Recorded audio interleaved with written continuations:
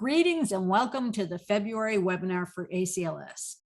Today's speaker, Father Ricky Manalo, will be familiar to many of us at ACLS since he led a retreat for us a few years ago.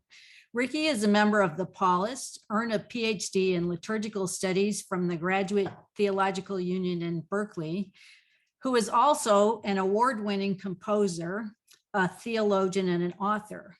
I always thought he was this cool West Coast guy who used all the latest in technology and did a lot to popularize the use of Asian music in liturgy.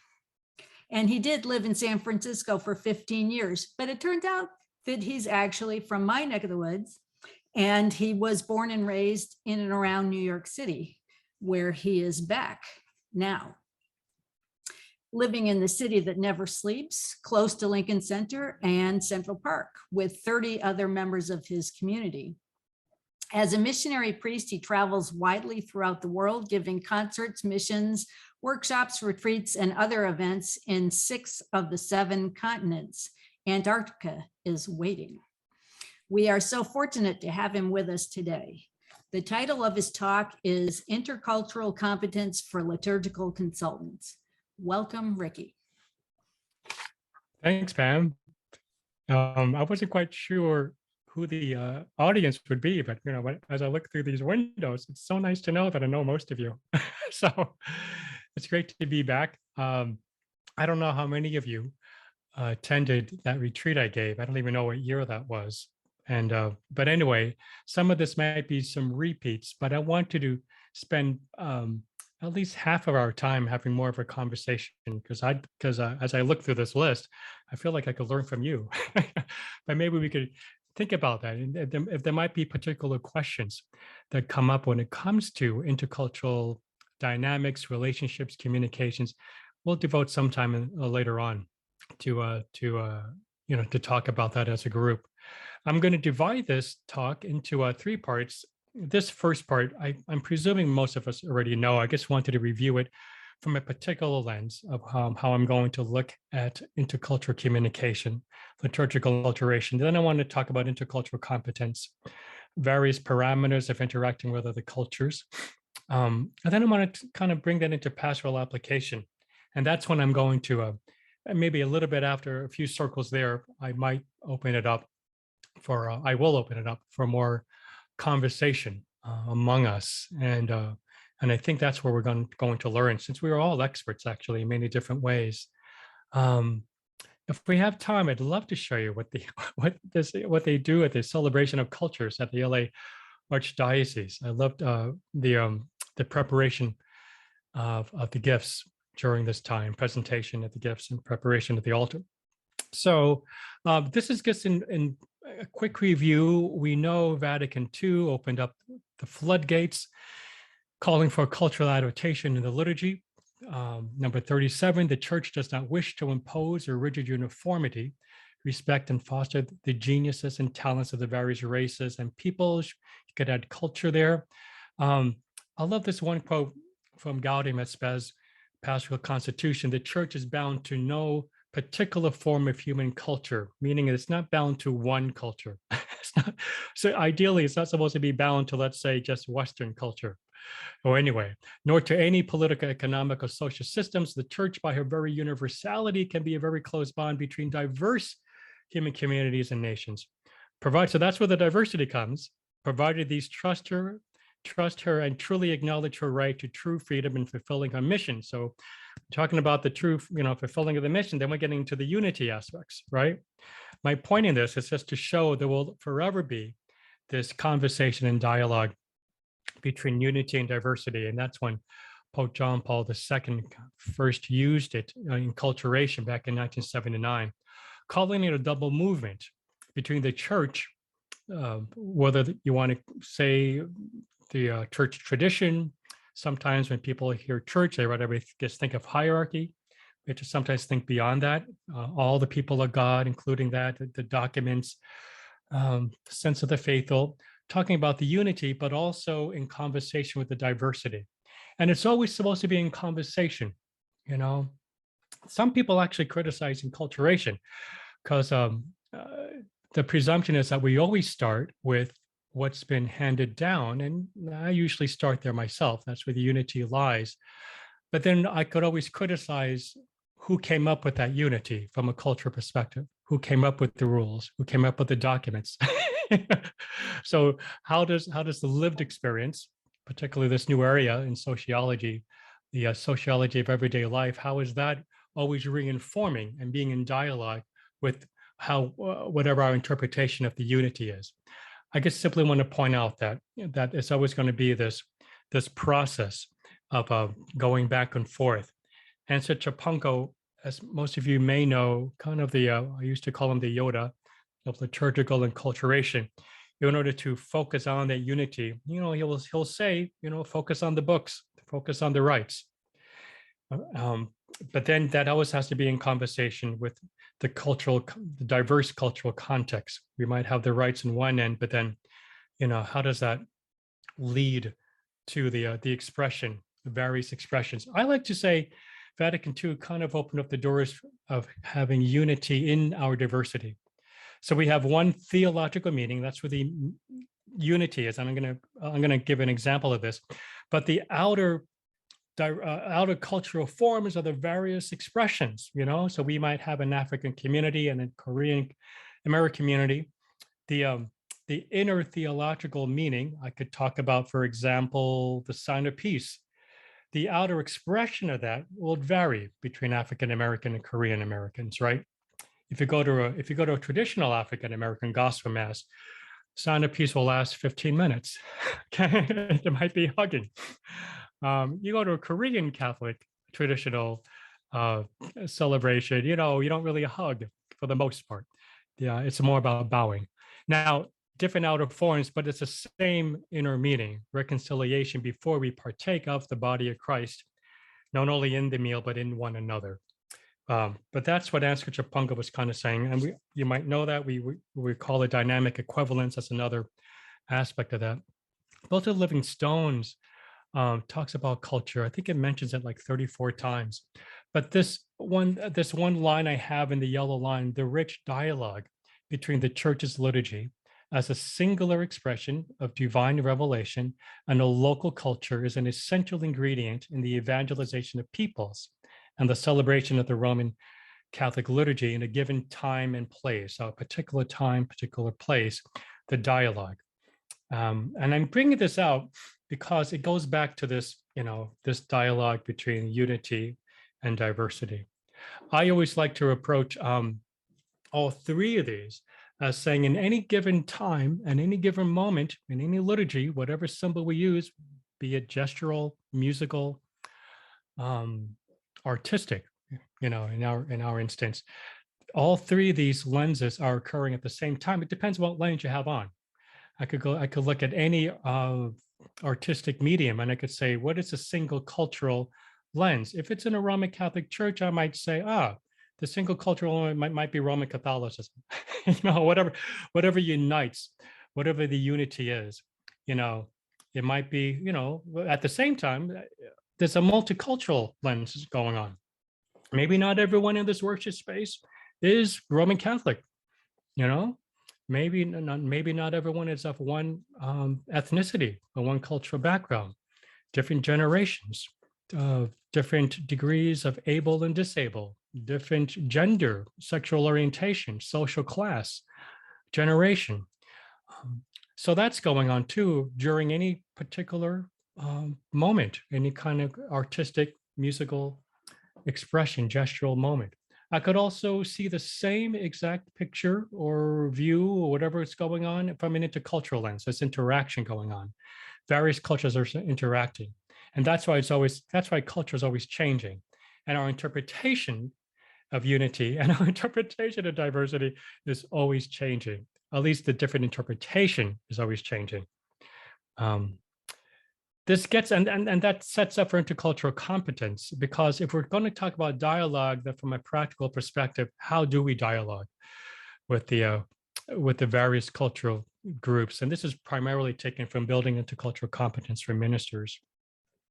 But intercultural competence is the capacity to communicate, relate, and work across cultural boundaries.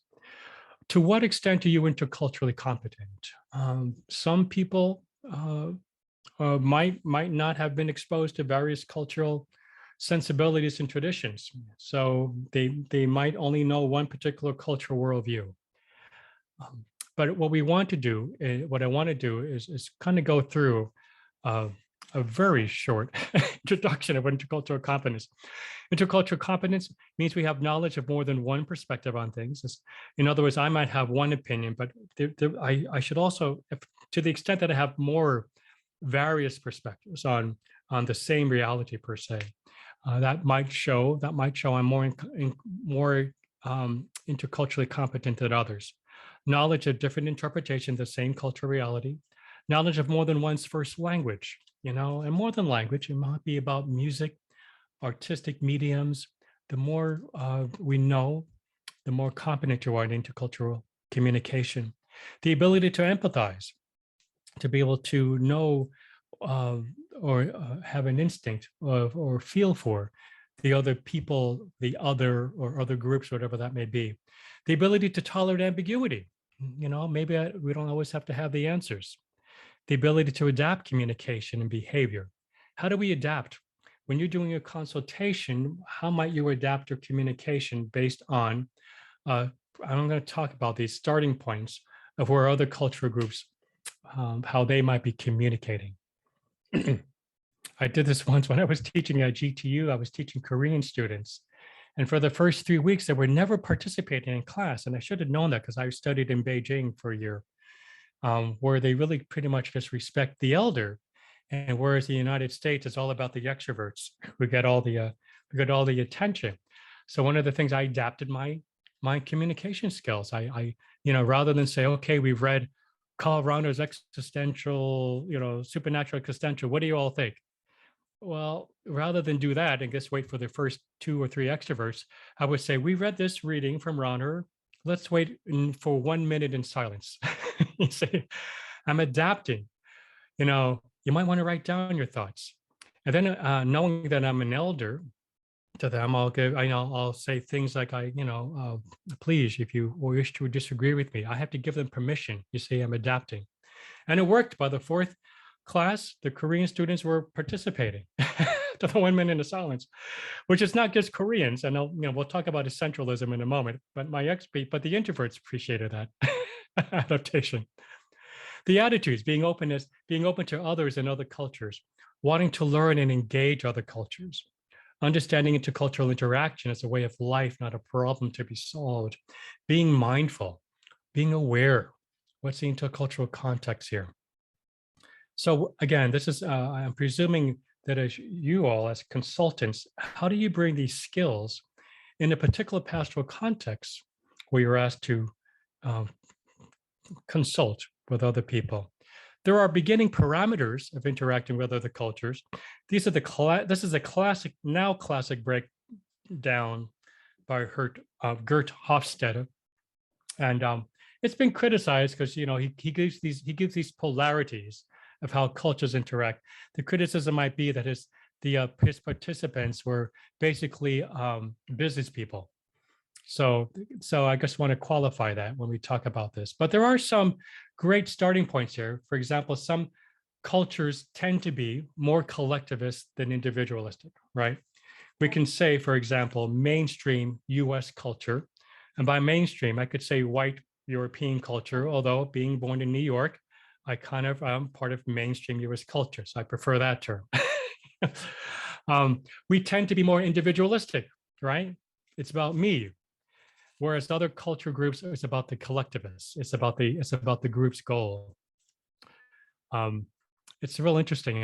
Having taught now, when I was teaching in Santa Clara, I noticed, these variations. When I was being brought up, I was born in Brooklyn, raised up in Jersey, but I remember, in mainstream U.S. culture, there's a tendency that, by the time you're 18 or 21, you have to be self-autonomous.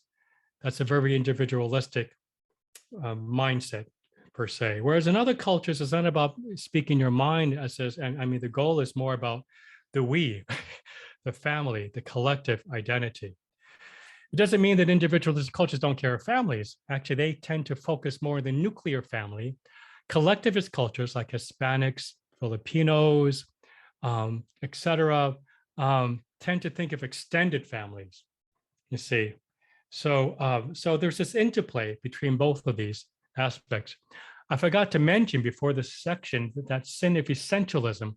I don't want to presume that when I say Asian Americans or Philippines, as if I got the essence of every Filipino Catholic out there. I don't. Everyone's different. And as I gets pointed out, I'm very complex myself. I was brought up domestically in a Filipino Chinese household, but I was brought up socially at the same time in a mainstream US culture. So I'm kind of both and. Many of us are. In some ways, we're very complex and we have multiple identities. So, in all of these polarities, ask yourself, where are you in all of that? There are hierarchical versus equality cultures. A hierarchical culture, the power is unevenly distributed. Inequality is presumed, like my Chinese grandfather. Chinese, very hierarchical. Japanese as well. Authority is inherited. It's by family name per se, or by class. In a Roman Catholic leadership position, it's authority is inherited by apostolic tradition. However, we interpret the present interpretation of what is apostolic inherited. So it's very hierarchical, right? And that rubs up against the equality democratic process of mainstream US culture.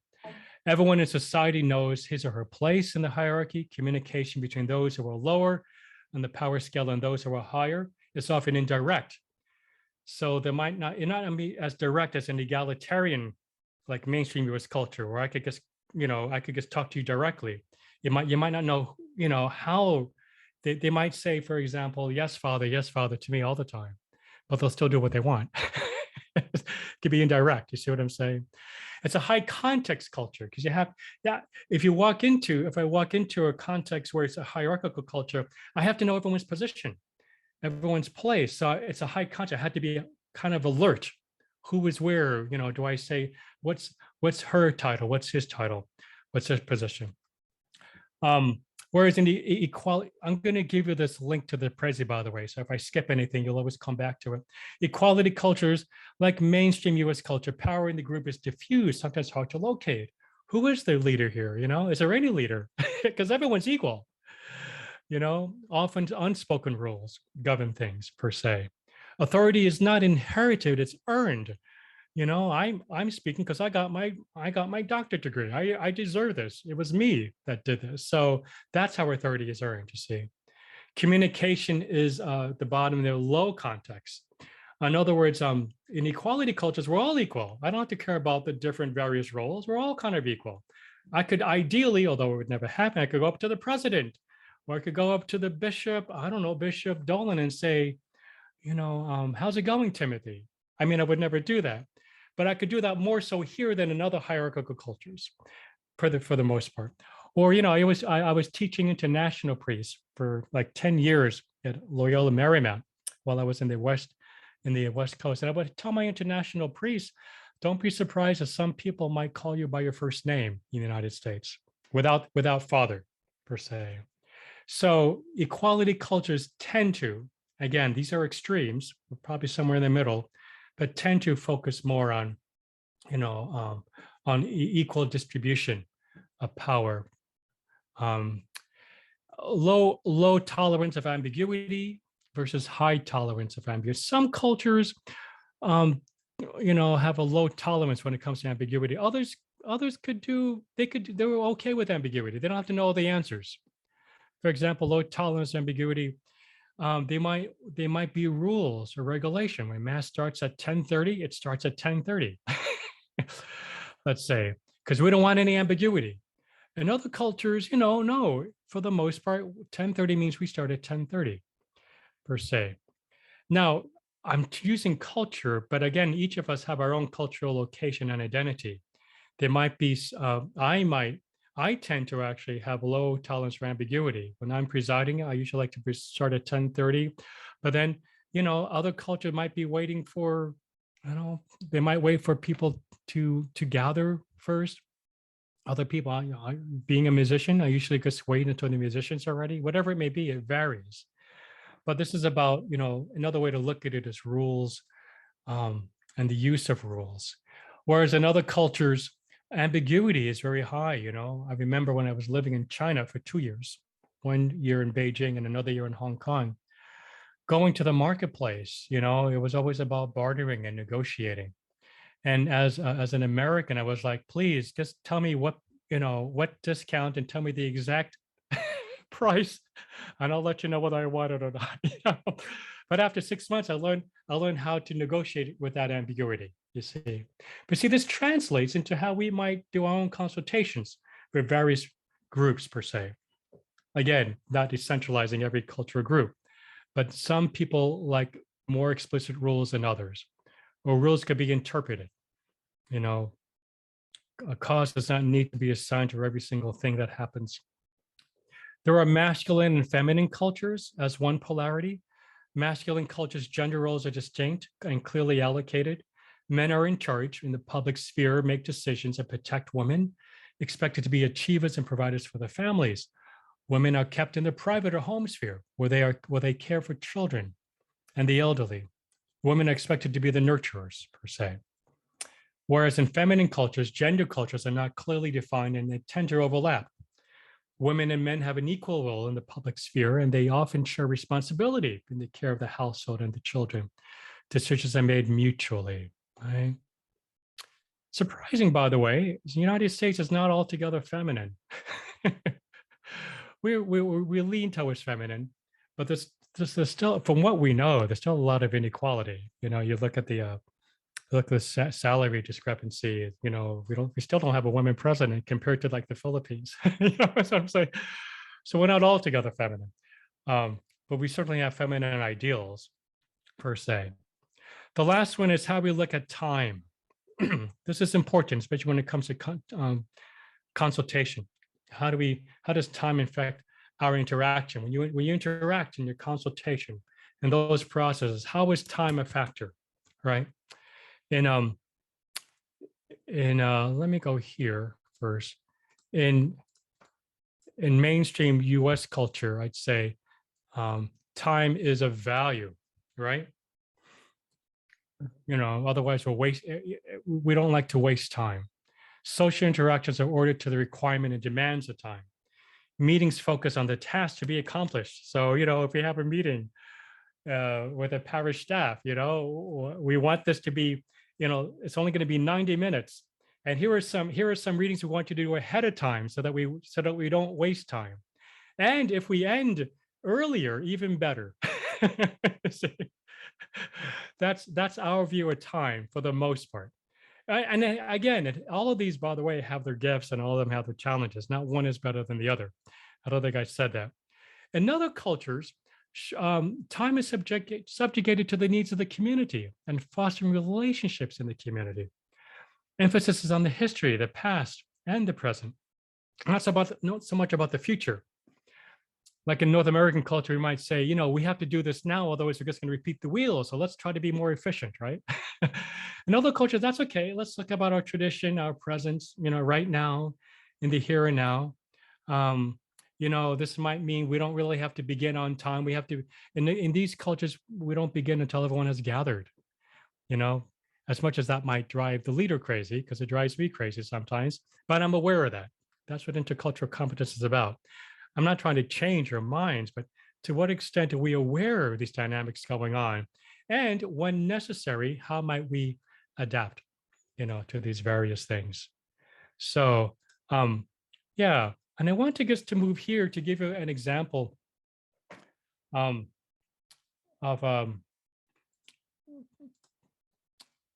conducting meetings, for example. Then we're going to move into, I guess, a conversation. When it comes to meetings, individualist in general has a distinct approach to meetings in collectivist cultures. I said some of these already, like an individualist style of meeting compared to a collectivist. Sorry, I know you're getting dizzy. In an individualist culture, typically it was more about task-oriented. Meetings are called for a purpose. It's a clear agenda. We know we have a one-page outline. Meetings begin and end at a prescribed time. So these are the things I already said. If the work of the meeting is finished early, so much better. Clear rules on how to proceed. Task of moderator. So a moderator, that's the person where, she or he is supposed to meant to keep us on track, keep participants on the task. Everyone is encouraged to speak to the issue within the same time frame allowed. It's an egalitarian in general. Ultimately, a vote is taken with the majority determining the outcome. Whereas in a collectivist culture, these cultures prize the maintenance of good relationships among the participants over the completion of a task. Setting a task too quickly can damage relationships at future meetings. If we get to the bottom line or my own secret agenda right away, or my own biases, that's actually going to do more damage at an intercultural level than my experience that usually might lead to more passive aggressive behavior, or they don't even show up at all, whatever that may be. What I want to suggest, by the way, in all of this, a good intercultural competent consultant ought to be able to balance all of these at the same time. Meetings cannot start until everyone has had a chance to greet one another. When the sense of harmony is in place, the meeting then begins. You see, it's just a different mindset per se. It might not be about completing the task in time. You could read about these other issues because later on I talk about what are some leadership styles per se in an individualist setting. And then there's another circle here that talks about the resolution of conflict. How do individualistic cultures resolve conflict? Let me take a look at that quickly. For example, they often frame conflict in terms of an issue or stake. What's the issue? It's that Western scientific mind, right? The concerning conflict. This is something we have to resolve. The mode of communication direct. Let's get to the bottom line. We have a strategy. A 1 2 3, B 1 2 3, C 1 2 3. But it all parallels the scholastic method, right? And then the collectivist approach may frame the conflict not in terms of issues, but relationships. You see, the affective with an AFF, right? Those dynamics. So you have to be able to know what the affective feelings are. That's where empathy comes in. Concerning the conflict is to maintain the good group face. They all have a face. You could read about that later. I forgot to talk about that because that is important. The idea of face, and then I'll go on to this, that the face of the group, the face is the public image of a group or how a group wants others, individuals or groups to see it. This involves two projects, presenting our face in the way we want others to perceive and interact with us. So if I'm speaking on behalf of a cultural group, what face do I want everyone else to see our family or our community? It may not be what we really feel, you see, but it's the face we're presenting per se. And sometimes that could rub up against a more direct approach we have in mainstream U.S. culture. I remember when I was at the end of my year in Beijing, I was paying my bill at this place I was staying, and I knew that there was something off with the bill. And so I ended up arguing, not in a brash, what we usually say ugly American way, but in a very, I was trying to be very logical. No, I don't remember ever ordering this or that or that.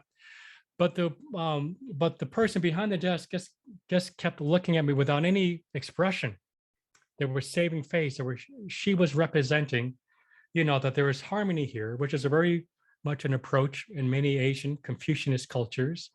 That even though there might be conflict, I'm not going to show it. I'm kind of show my expression is about harmony, which rubs up against the New Yorker in me. You know what I'm saying? So I was catching these, and even though I teach intercultural communication, I saw myself going in. I'm not saying she was wrong or I was wrong. These were just the ways we were communicating. I want to get back here, and let's say we use the. So I want to use the rest of this half hour to talk about this. Let's say we're in this imaginary cathedral. I live in New York, so these are photos I took of St. Patrick's Cathedral, right? Christmas time, as you can tell. And I just want to use this as an illustration, an example. And, to the right of the sanctuary, where that purple arrow is, number 5, you have the Sacred Heart altar, right? Let's say years ago, maybe 50 years ago, there's a Sacred Heart altar, you can see the statue there. But there was no, as you might notice, Our Lady of Guadalupe now is there. Let's say there was 50 years ago, there was no Our Lady of Guadalupe there. Now you're brought in to do liturgical consultation with the Hispanic community. So pretend you're 40 years, earlier than when these photos. I just took this one this morning. My dentist is 2 blocks away from St. Patrick's Cathedral. So I might be speaking with a lisp, by the way, because half my mouth is kind of numb still. Anyway, let's say you're brought in there to go through a consultation process with not only, with the Hispanic community per se, that eventually will lead to this. In my imagination, my ideal imagination, I wonder, how did that conversation go? How did that intercultural dialogue go? And I want to ask you, because as we know, Hispanic, not just Hispanics, Filipinos as well, they hold dear the marrying devotion, praying the rosary, very much a part. So you already know that to some degree. But if you were to apply this, let's say you're meeting, use your imagination, with the Hispanic community. And maybe we can open it up here a bit. I don't know if you could see all the faces. Oh, no, you can't. Well, I want you to be able to see my Prezi while you might, because I want us to talk with one another, but I don't know I could do this. Oh, I think you could do the grid look, right? If you want. What might that conversation look like from a collectivist perspective? Let's say you have a first meeting gathering with Hispanics of this so-called cathedral. I guess invite you to share right now, what might be some collectivist and individualistic dynamics that you might presume ... as a starting point? Now, when I say starting point, it's not, when I say collectivist individual, it's not meant to essentialize all Hispanics, but there could be starting points of intercultural interaction where I could say, yeah, for the most part, what can I say? What kind of dynamics would come out of it from a collectivist, individualistic way of looking at this? Then what are some thoughts? And don't be scared to share. As some of us, we all teach to some degree. But what might be a component that you might expect emerge from this consultation process when it comes to collectivist, individualistic, consultation process from an intercultural perspective?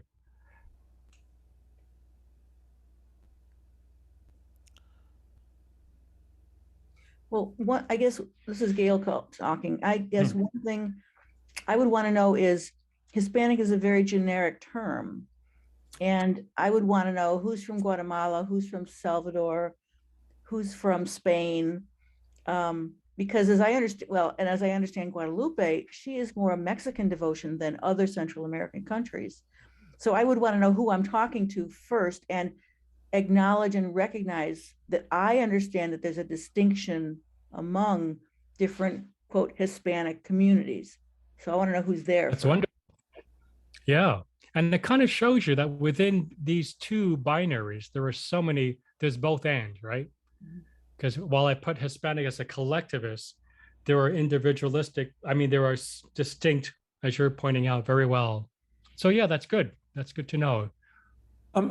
Maybe another thing that I learned, and this was years ago, I wasn't even involved as a consultant in the project, but I was the director of the worship office, and I was brought a set of plans for a parish here on the west side of Cleveland that's mostly Hispanic, a lot of Puerto Ricans and people from Central and South America. And I guess my point was, I don't think the people, like the architect who was leading this process, knew how to listen. And what he heard was people were coming from basically places that were tiny worship spaces. One was basically a house, and the other was a church that seated about 100 people. And what the architect heard was, we want something that looks like a church. Mm-hmm. And so he designed a Spanish mission style church. Uh-huh. I looked at it and I had kind of a sort of mixed reaction to it. And so I asked for a meeting with the parish, and I said, what were your values in saying that? And he said, well, we wanted a place where we could all be around the altar and see one another. So it was a very unitive. The bus. It was a very unitive, which again, sometimes, when we're consulter, sometimes so that there was is kind our of an role. imposition of one person's interpretation of what he thought they were saying. Yeah. Which kind of Imposition's missed one the thing. reality of the group, which Yeah. I think Yeah, is what you're definitely. saying here. Yeah, you want both. I mean, Yeah. clearly when I'm a teacher, or if I was a pastor, I'll never be a pastor. That's not my ministry. But sometimes I have a ministerial unitive lens. There's nothing wrong with that. Yeah. It's about, if I want to balance that with the intercultural lens, then I'll be, in my estimation, a better leader. So I have to know your strengths. One of the things that came out of this, I remember once I gave I was leading about maybe 150 young adult Filipino Americans at Loyola in Chicago, and I went to do an icebreaker, and I wanted them to get to know one another, and all these young adults. I put them in the middle of this place where we were, a gymnasium, wherever it was. And I gave them a question, and then they had to talk with one another, all of that. And it really wasn't going well. They just weren't interaction. And then afterwards, Terry Naval, who's the Filipina matriarch in Chicago, kind of in our evaluation, did you know, Father Ricky, that their families were there? They just weren't young adults. But the young adults brought their families with them. And I had them sitting in the bleachers. He goes, what you should have done is invite all the whole families to do the icebreaker. I was thinking in a very individualistic, North American, you know what I'm saying? Like, no, they can just speak for themselves. They don't need their mothers, or you know what I'm saying? But if I did this from a collectivist perspective, that it would have been more successful. So that's just an example. I don't know how you might want to apply that, but think about those kind of lenses. For example, the best example I give of this too, Rufino Zaragoza, which most of you might know, from Brother. He wanted he was in charge of getting a second lector for the second reading at a conference in LA. It wasn't Congress, it was another conference. And he approached a Vietnamese woman to ask whether she can read the second reading during Mass. She kept saying, yes, Father, yes, Father, yes, Father, even though Rufino's a brother. And at the time of the Mass, she never showed up for the second reading. No one came forward. Rufino approached an individualistic approach to finding a lector, you see, as if this woman could speak for herself, which is and what he learned from the Vietnamese community. Rufino should have gone to the entire Vietnamese community and say, we would love to have the second reading proclaimed to Vietnamese. Could you choose among yourselves a representative? See, that's a collectivist approach to in this case, dialogue and consultation. Of course, then it might be the elder, or they might even speak to the elder, let the elder choose. It's very hierarchical. It might be a nun, it might be a priest, whatever it is, but they as a group decide together, and they don't speak, they don't kind of speak by themselves. What might be some, in this situation, again, you're doing consultation with the Hispanic community, knowing it's an umbrella term, hierarchical inequality issues that might be going on. Now, hierarchical power is unevenly distributed. Authorities are, inherited. Everyone has a place, high context culture, whereas equality tends to be, power is diffuse. We're all, authority is earned. We're all, we're all the same person. No one is really greater than the other. And if you have done, you might want to use that as an experience. How might these issues emerge? How might they, if they do or not, when it comes to that?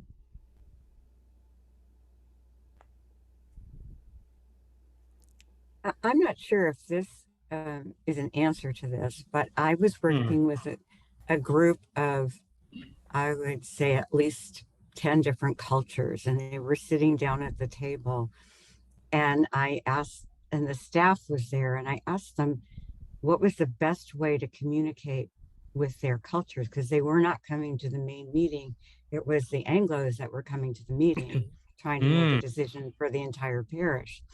And so we went around the table, and each of the different cultures, I mean, there were Singaporeans and Koreans and Chinese and Mexicans and you name it. Okay. And they told us what was the best way to communicate with their community. And some of them say, Father, please you don't send a letter. You tell me and I will send the letter.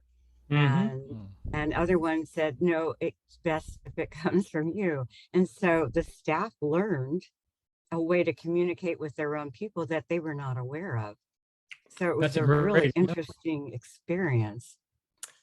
That's a great example. For example, yeah, we always do that, right? We have meetings like let's plan and prepare Triduum. Oh, but we invited that group, but they never showed up, so it's their fault. Oh, we called or we emailed, right? And you're right, Marilyn. The best approach is more collectivist. It's about getting to know. Number one, it might be getting to know who I sometimes say who's the matriarch. If it's a Filipino community, I could say this, I'm Filipino, usually there's a matriarch who's in power when it comes to the spiritual life of a community. Wherever I go, like here in New York, I always have to find out who's the Filipino matriarch. This is not to centralize all of them, but in general, I always find it because they're going to be your gatekeepers. It also might be getting to know them and spending more time before you look at our own agendas with them, in their communal gatherings, maybe domestic praying of the rosary or the meals, whatever it may be, and see them as a community. And then when it comes time for invitation, we're saying, we're going to be, we'd like to look at next year's Triduum, or maybe a Triduum in 4 months or 5 months from now. Would you be able to send a representative from your community? See what I'm saying? As opposed to just one-on-one per se. Now, again, I want to get back to essentialization, because sometimes there might be a representative who might be second, third generation. And, they might feel empowered to speak for herself or himself, whatever that may be. So these are starting points per se. But in general, collectivist group tend to, approach this from those areas. When it comes to hierarchy, that's what I was talking about more so, that there might be ways that if you pick out the leader, sometimes as a priest, and I'll share this as a priest, sometimes they'll just listen to me because I'm a priest, I mean, I hope I never abuse that. We're going to talk about that in the masculine, feminine, when we get into clericalisms, but sometimes I'm aware of that. They'll always say, whatever you want, Father. I go, well, no, it's okay. I really want to know. So I always qualify. I always invite them. Ambiguity, high tolerance or ambiguity. How might these things play out?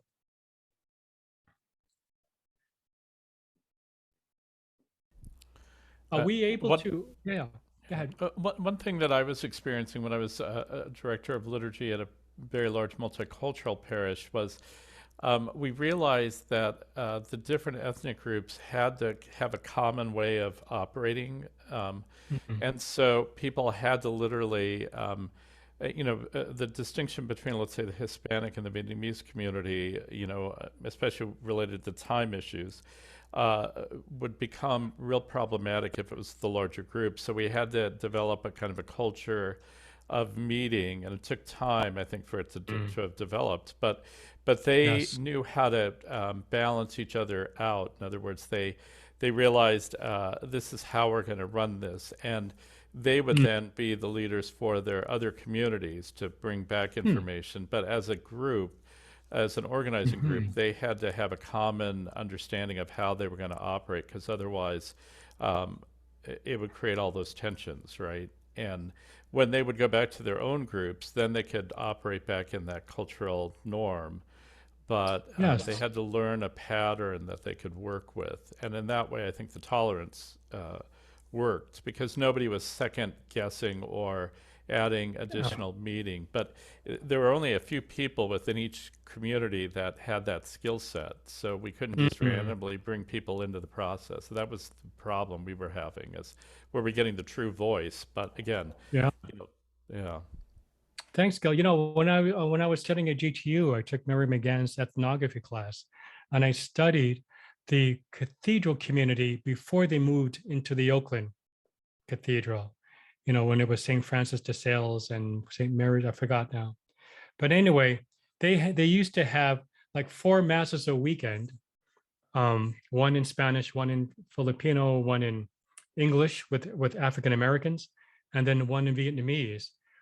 But then they don't do this at the cathedral anymore. But then once every 6 weeks, they would only have one mass that entire weekend. And depending on the time of the season or the month, there was one particular ethnic cultural group that was in charge of leading that. So at the end of September, it was always the Filipinos who would kind of be the leaders of this one unity mass, they called. There's only one mass, no 4 masses, because of San Lorenzo Luis at the end of September. Now, even though the Filipinos were in charge, the mass itself was multicultural. So but they had to learn how to invite the Vietnamese, the African Americans, and it was a wonderful model. So that by the time then that we got to Triduum, all of those things were worked out, like what you're saying, like these things were in place, so that it was just a wonderful model. Now, I don't think most parishes could do that, because to have one mass, I don't know if you have enough space per se. But you can take that and still, somehow, how do you creatively adapt that to other models? And what's going on also beyond the liturgy? Do you have international potluck meals? Sometimes I did this once in Oregon, outside of Portland, Hillsboro.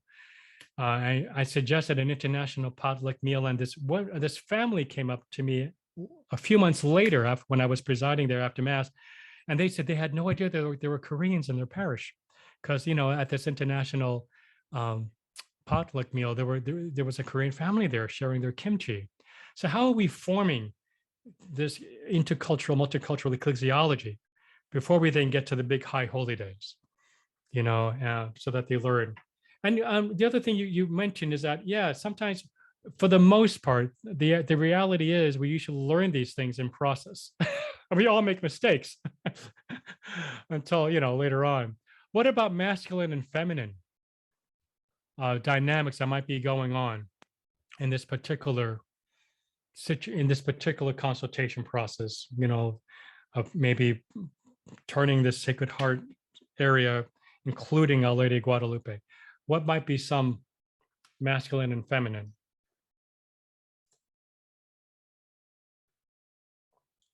I kind of talked about this already. I mean, in general, the Roman Catholic Church leadership is very masculine. That goes without saying. And sometimes I've been in situations where I'm there too, and I'm observing. I've done a lot of ethnography in my life. Sometimes clergy could take advantage of that.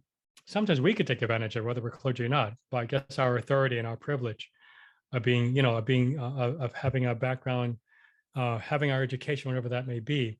But the idea of definitely a clerical run leadership. What was interesting, it gets back in this consultation ethnography I did with the Oakland community, the Hispanics were brought in to consult, and they were debating about having a section there or worship time for, or rather separate rooms for quinceañera per se. And one of the participants I interviewed maybe 2 or 3 times, she was saying, we were brought together and the bishop was there and he was leading the conversation.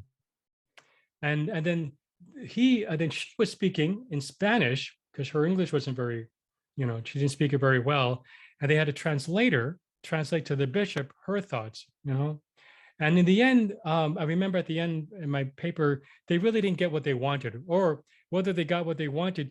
It was very telling. She said, but Father Ricky, even though the translator was translating my words, he, the translator, was not conveying my feelings, which is very interesting. You see, that's classic intercultural competence, right? And whereas the bishop then, he didn't, oh, I have a long story about, I won't get into that. It was Veneron at the time. But anyway, well, between you and us, I think he failed as far as intercultural competence. Based on my interviews with the Hispanic community, of how he could have been a better listener, or been more sensitive to the affective, nuances per se. Anyway, I think that's an example, I think, of just clericalism or masculinity, and sometimes he just didn't want to. No, I can't get into it. I mean, I wrote that paper, that was maybe about 18 years ago. Feminine cultures, like I said, usually in domestic context, at least in Filipino, I can only speak for that. But it's the feminine leaders, right? Who kind of lead the spiritual life of many cultures. What about time? I have these thoughts down, I jotted, and I'll share this paper with you, some of the examples. But what about lived extraction of time when it comes to this approach? How might it play out? We have to strike a balance, right? Because we want to be, I'm kind of can be kind of anal when it comes to time, and I kind of have a set agendas, and I like to follow that, but then I have to balance that with the affective idea of gathering by not necessarily worrying about the agenda, but actually paying closer attention to the relational dynamics, right, that go on. Otherwise, like I said before, my experience, it winds up nipping you back later on. How do you balance this? When do your meetings begin? Do they begin if you have a consultation meeting? Do you have representatives around the table? Who's not around the table that should be around the table as a starting point? But then how do the actual meetings go? Do you begin on time? Do you begin when everyone is, more or less gathered? Those are the questions that come to mind when I look at this. Do you leave room for storytelling? For many cultures, it's about the story, the narrative, it's about the affective emotions, that gets to the agenda, even though I might be focused on the agenda, and that might be my role as a leader. I'm not knocking that down, otherwise nothing would get done. But at the other end, I had to be attentive to these other areas, so, do I leave room for storytelling, narratives of the elder? What has to be done? What has been done in the past? What I want to do, my approach, and I kind of want to end here, leave 5 minutes for other questions, see how I'm a stickler to time. I usually like to begin with the idea of not putting my agenda out front, even though I might have an agenda already. It might not be as explicit. I might spend time, for example, in the beginning of those meetings, listening to stories.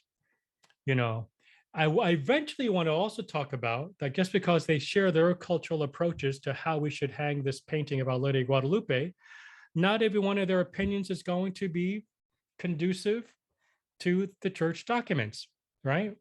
Whatever it may be. Just because a culture does it doesn't mean it's compatible to our tradition or to the documents or to the scripture, we're saying. I usually don't present that out right away. I kind of work on listening first. This is classic psychology 101. Listening first, finding out their history.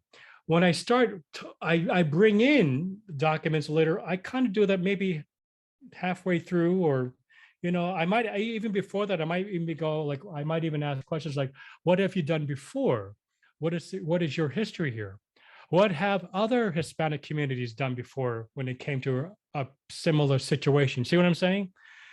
So in other words, after I focus in on the particular group individually, listening to their stories, acknowledging the affective sensibilities, I move towards, I begin to expand it. What has been done before? Do you know of other examples of Our Lady of Guadalupe that's being placed, alongside of existing church architecture, whatever that may be? And then, I also at one point then eventually get to, well, this is what the Built-in Living Stones says about, about the tabernacle, so, those different things. But intercultural process, what I'm trying to suggest, is a delicate balance, right? Between all of these various aspects. And part of the skill of competency is knowing when to use one, at one point and the other.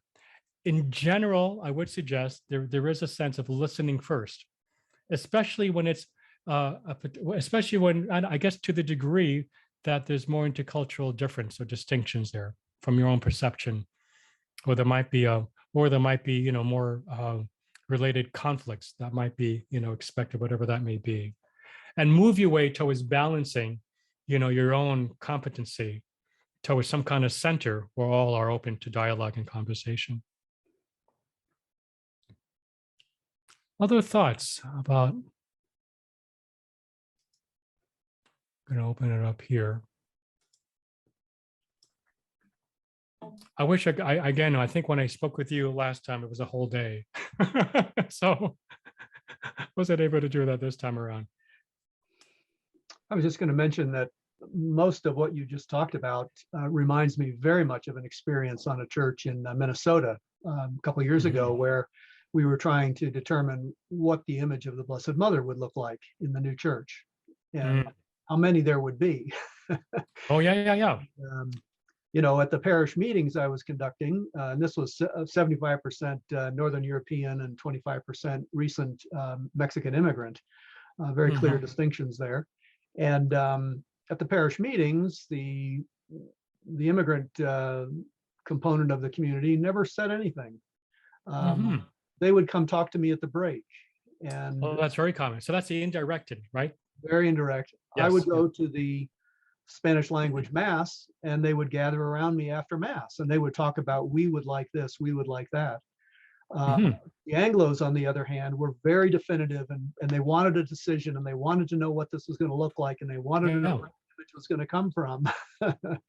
Right. And eventually, these groups were not talking to each other, even though they were in the same room. Eventually, I said, we need to get together and let both groups kind of share their stories and talk about their relationship with Mary. And we got they selected representatives, both groups, and they each shared their stories. And the first man who spoke was an 80-year-old Anglo, and he spoke with tears in his eyes about his devotion to Our Lady of Guadalupe. And the last person that spoke was a 20-year-old woman who spoke about her love of the rose, Hispanic, Mexican woman. And she spoke about her devotion to the Rosary and to Mary and the Blessed Mother. And she never used the term Our Lady of Guadalupe. And the result was that these two groups heard each other's stories. They shared a potluck, and it was all about the relationships. And we ended up coming up with an image that sort of captured both sensibilities. That's beautiful. So and so many of these dynamics were involved. It was really it was an amazing little process.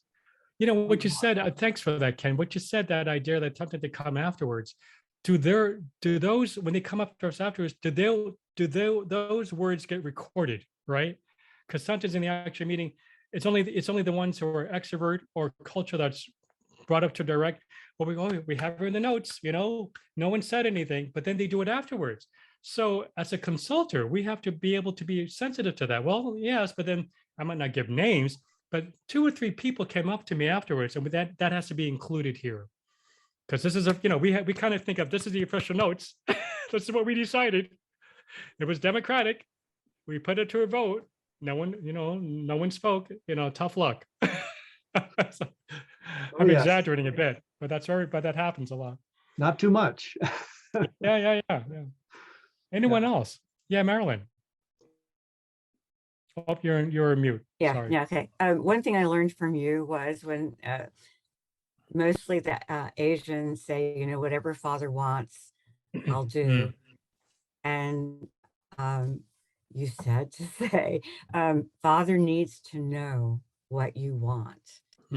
Help Father to make a decision. And it really made all the difference in the world, because then they felt that they had permission to say what they thought. Exactly.